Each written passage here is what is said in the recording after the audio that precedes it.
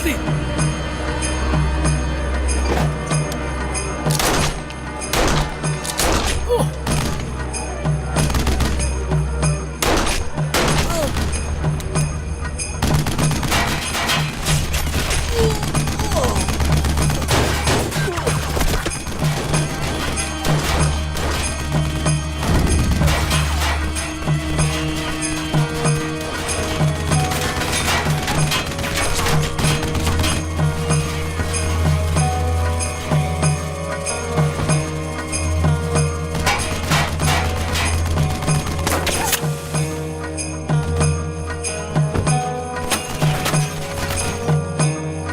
चलो जल्दी निकलो। जी ठीक है।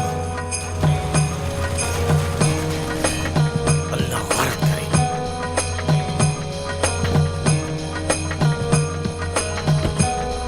जल्दी चलो।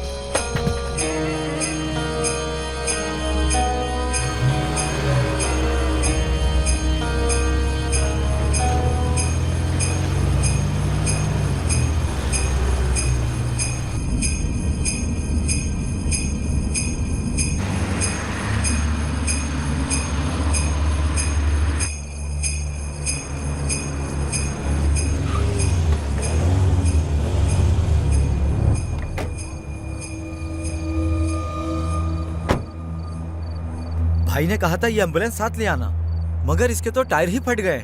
कैसे ले जाएंगे इसे? टायर बदल देंगे, परेशान क्यों हो रहे हो? अगर इसमें सुराख नहीं होते तो इमरजेंसी में इस्तेमाल करते। अरहान क्या हो गया? शुक्र करो तुम अभी तक जिंदा हो, मरे नहीं। मौत से किसे डरा रहे हो अब्दुल भाई? हर वक्त सर पर कफन बांधे रखता हूँ। मौत तो एक दिन आनी है, मगर अल्लाह फिर भी ऐसी मौत से बचाए।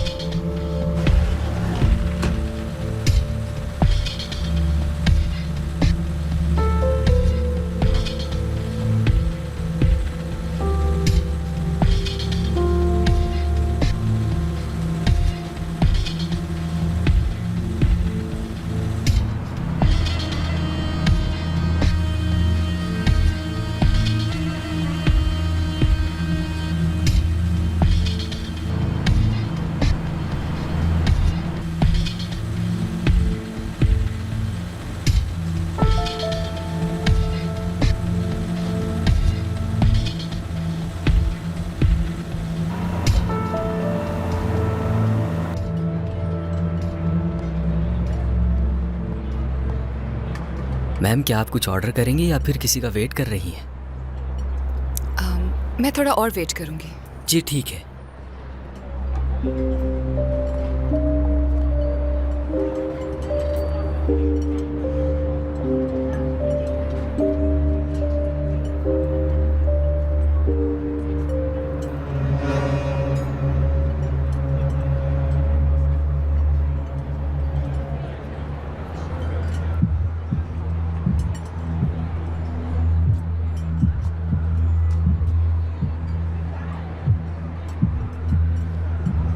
कोई मसला है क्या? नहीं, बस उनकी कोई खबर नहीं मिल रही।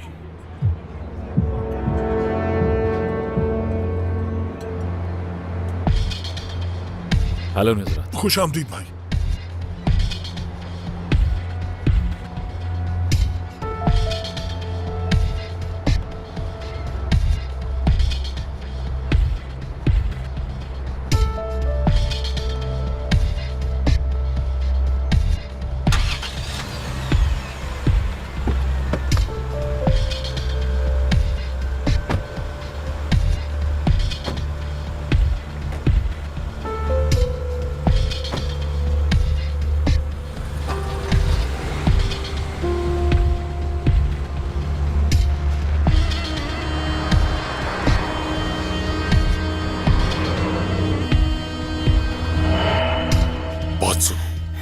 मेरा वक्त जाया करने की बिल्कुल जरूरत नहीं है तुम्हें। शराफत से अपने मालिक का नाम बता दो, वरना तुम अपना नाम भूल जाओगे। मैं जिसके लिए काम करता हूँ वो जिंदा नहीं छोड़ेगा तुम्हें। शराफत से बताओ कौन है तुम्हारा मालिक, जल्दी बताओ। खुश आमदीद सर। आहू साहिबा मौजूद हैं? जी वो यही है सर, आई।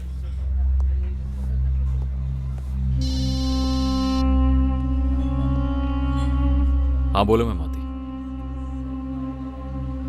ठीक है मेहमाती, एम्बुलेंस और उस शख्स को मालिक के घर पहुंचा दो।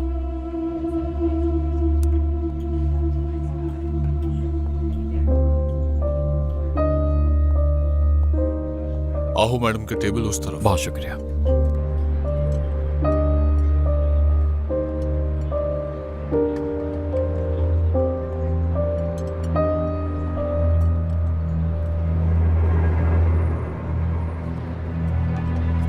Good evening.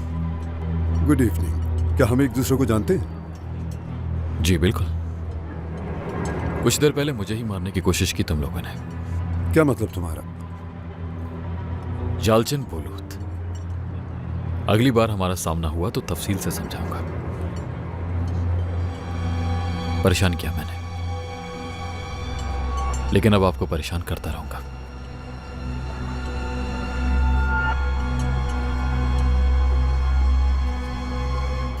देर हो गई क्या? नहीं तो। कैसी हैं आप? ठीक हैं? हाँ बिल्कुल ठीक हूं मैं। दाऊद ततारोलू को जानते हैं आप? कुछ देर पहले ही मिला हूं।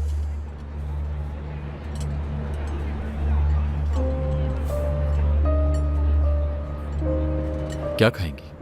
देखते हैं आपको क्या पसंद है। इतना जल्दी मेरी पसंद जानना चाहती है? फिर शुरू हो गए आप। अभी तो कुछ शुरू ही नहीं किया मैंने।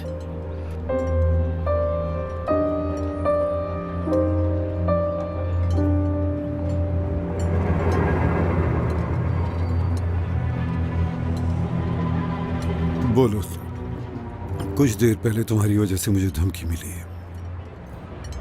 बहुत जल्द इस नुकसान की तलाफी करूंगा दाऊद साहब, माफी चाहता हूं। अगली बार बिल्कुल ऐसा नहीं होना चाहिए, समझ गए?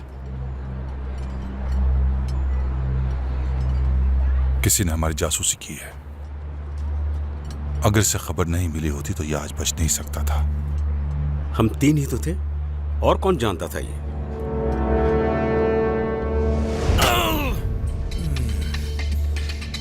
इससे भी दूसरों के साथ यालचंद बोलोत के दरवाजे पर छोड़कर आ जाओ।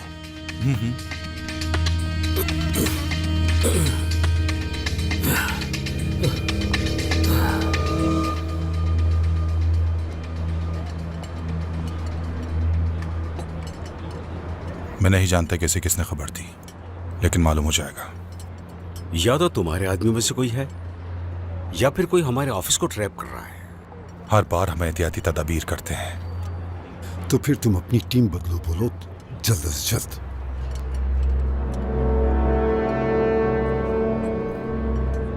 सर कुछ और चाहिए आपको? नहीं बहुत शुक्रिया।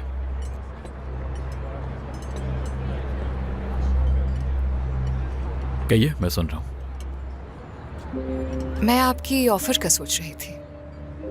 क्या आप अभी भी घर में इंटरेस्टेड हैं? क्या डिमांड है आपकी? वैसे मुझे उसकी करंट वैल्यू तो नहीं मालूम, मगर मैं सोच रही थी कि अगर मुझे $50 मिलियन ठीक रहेंगे? बिल्कुल। तो फिर ठीक है, कल पैसे ट्रांसफर हो जाएंगे। तो डील हो गई क्या? आपको कोई शक है? बिल्कुल हो गई है डील। नहीं मतलब प्राइस को लेकर क्या आप बार्गेन नहीं करेंगे मुझसे? मैं किसी के साथ बार्गेन नहीं करता। सर आपसे कोई गेस्ट मिलना चाहता है। अहमद साइमान आए हैं।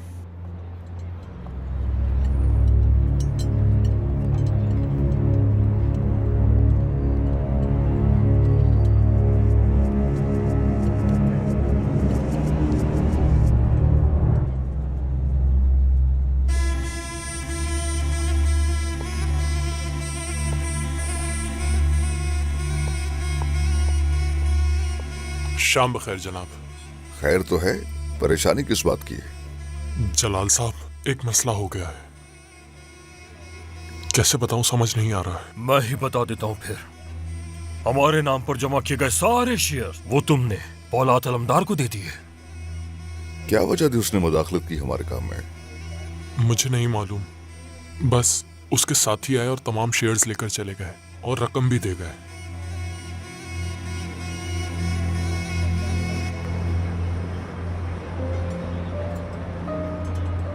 आपके बारे में बहुत कुछ सुना है मैंने, लेकिन आपका प्रोफेशन नहीं मालूम। सीक्रेट रख सकती हैं? क्या मतलब? क्या करते हैं, सिर्फ यही तो पूछा है। तभी तो मैंने पूछा है कि क्या आप सीक्रेट रख सकती हैं? क्यों नहीं? अगर आप कोई सीक्रेट काम करते हैं तो श्योर रखूंगी। समझ नहीं आ रहा क्या कहूं। जिंदगी में पहली दफा किसी ने काम का पूछा है। फिर मैं ये पूछ लेती हूँ कि आपकी सोर्स ऑफ इनकम क्या है? मुझे कभी भी पैसों की कमी महसूस नहीं हुई, इसलिए कुछ कह नहीं सकता। तो यानी लोग जो कह रहे हैं वो सच है? आप माफिया से हैं? मैं माफिया से? ठीक है, समझ गया।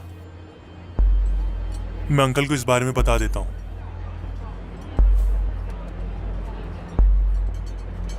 टोरोस कंपनी हॉस्पिटल के बोर्ड ऑफ डायरेक्टर्स ने किसी और से मुलाकात की है। क्या मतलब? मुश्किल हालात से निकलने के लिए ऐसा किया गया है। यह खबर हमारे वकला की तरफ से मिली है। कोई है जो उन्हें फंड देना चाहता है, और कौन हो सकता है वो मैं जानता हूं। कौन है वो? तुंजाय कांताराज। वो कौन है?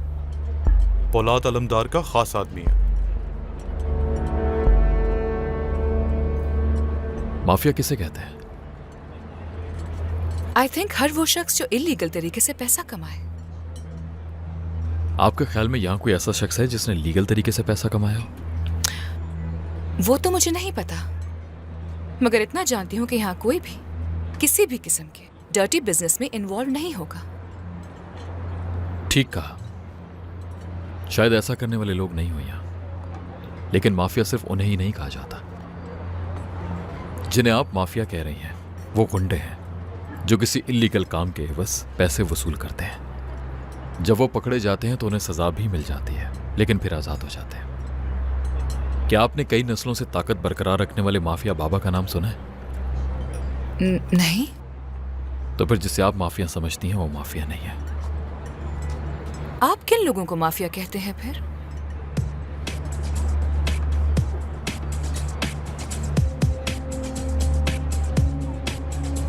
अंकल, एरोल की कॉल थी। तो रोज कंपनी के फाइनेंस सेक्रेटरी की। बाबा ने उनकी तरफ पैसे भेजे थे। उन्होंने शुक्रिया कहकर पैसे वापस भेज दिए, कहा कि जरूरत नहीं। उन्हें नहीं पता उनका अंजाम क्या हो सकता है। वो जान जाएंगे, आप फिक्र न करें, जान जाएंगे।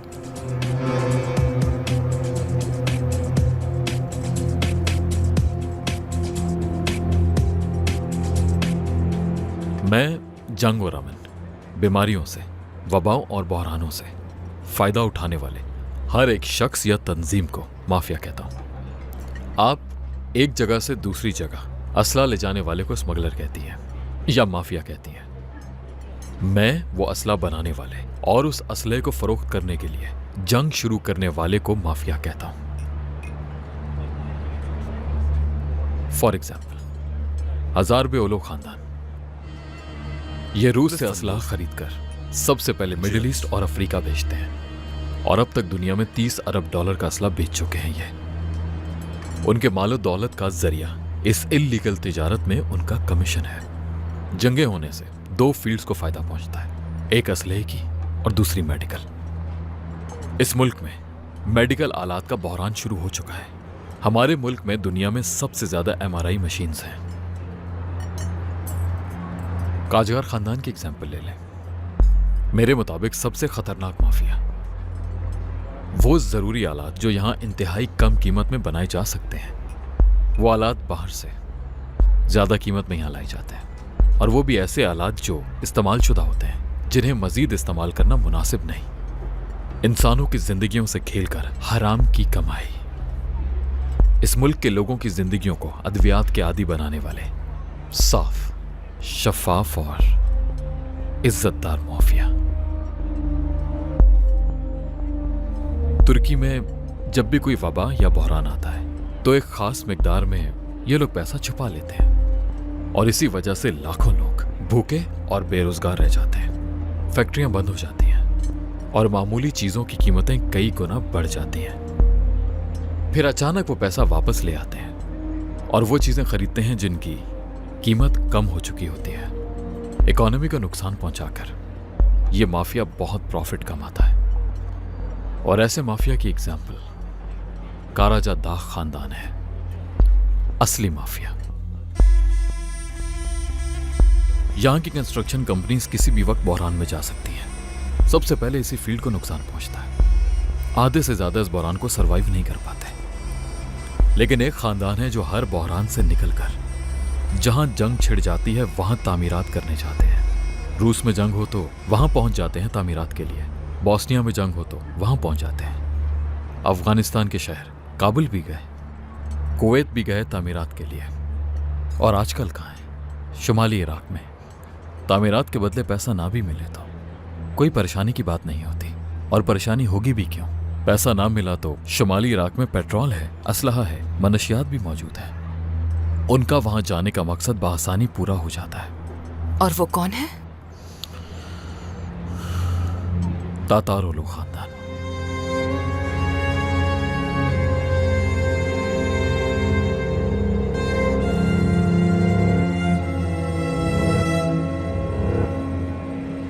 उम्मीद है डिनर एंजॉय कर रही होगी।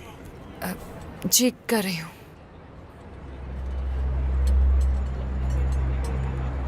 मुझे तो बहुत अफसोस हो रहा था, ये जो तुम्हारी जवानी है ये जाया हो रही है। मुझे तो लगा घर से बाहर निकलोगी ही नहीं, मगर देखो अब तुम बाहर हो, हम लोगों के साथ। और वैसे भी तुम्हें तो इन साहब का शुक्रिया अदा करना चाहिए जो तुम्हें यहां बाहर लेकर आए। मेरा नाम फुआद है। पौलाद अलमदार। आपकी वाइफ कैसी है? ठीक है वो? आजकल ताल्लुकात ठीक नहीं उससे, नाक की सर्जरी करवाने की जिद कर रही है। मैंने कहा ऐसे ही ठीक है, लेकिन मेरी बात नहीं मान रही। अपनी नाक दिखाओ जरा। हाँ देखो जरा कितनी खूबसूरत है, सच कह रहा हूं मैं। तुम्हारी नाक भी खूबसूरत है फिलहाल।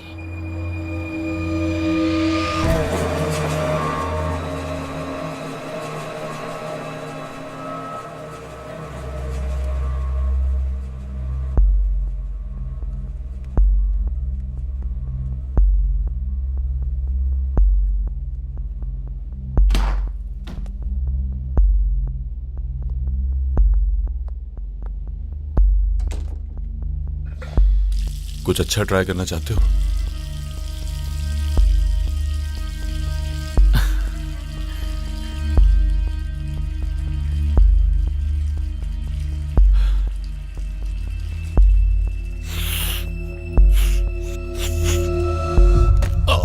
मेरी नाक, क्या किया तुमने?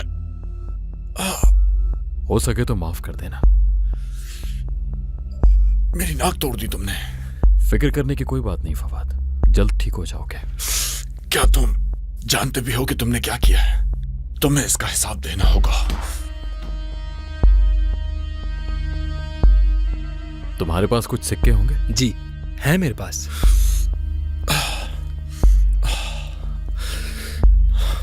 शुक्रिया, तुम बाहर इंतजार करो। ठीक है सर।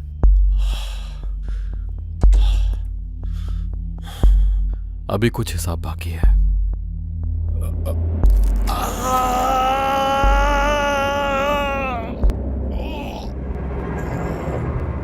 याद रखना, अगली बार मेरी मेज पर किसी से बात करनी हो तो पहले इजाजत लेना, और अगर वो कोई औरत हो तो फिर सोचना भी मत,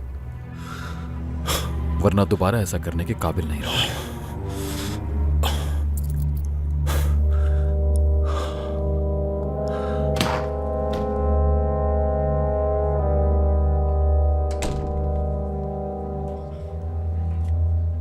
बहुत शुक्रिया सर। तुम्हारा भी।